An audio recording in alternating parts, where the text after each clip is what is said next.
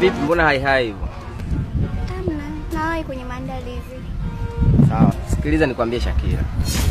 Hivi ni juhudi ngapi nazionyesha kwa ajili yako, lakini hauonyeshi hisia zozote kwamba unanipenda au la? Mimi nakupenda Shakira. Ni mambo mangapi nayafanya kwa ajili yako?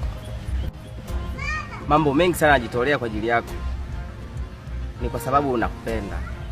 Kwa nini unanizunguka? Kwa nini unanifanyia hivyo? Hauonyeshi hisia zozote kwa ajili yangu. Sasa leo nataka uniweke wazi kama unanipenda au la. Je, tu mimi nikuweke wazi wala usipate kuhangaika wala nini. Shoti ni kwamba mbona mimi ukimya wangu pia unaashiria, yani kuna viashiria fulani na kuonyesha kimya tu vile.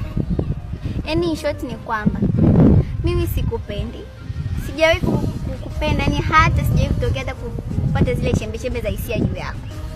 Yani wewe leo tu kwanza mimi sikuhitaji, jua yako na mimi ni jua yangu. Yani hivyo. Na pia usinifuatilie. Sitaki kufuatiliwa, sitaki kufuatilia nyendo zangu wala nini, wapi napita. Sitakijua mambo yako na mimi nijue mambo yangu. Unapotamka neno sikupendi, unanituliza sana ndani ya moyo wangu. Mambo yako makali sana nayapata ndani ya moyo wangu. Hiyo basi, nataka utambue. Ni wasichana wengi sana ambao tuko nao katika shule. Ila mimi nimepokea kukupenda wewe. Moyo wangu umekuchagua wewe. Nitaendelea kukupenda daima. Na sitaacha kukufuatilia. Anisha kwamba usinifuatilie, jua yako na mimi nijue yangu. That is all.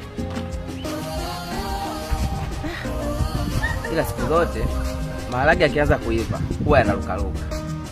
Sasa hapa ndo nimeanza kubandika chungu cha maharage. Ipo siku yatakaa chini.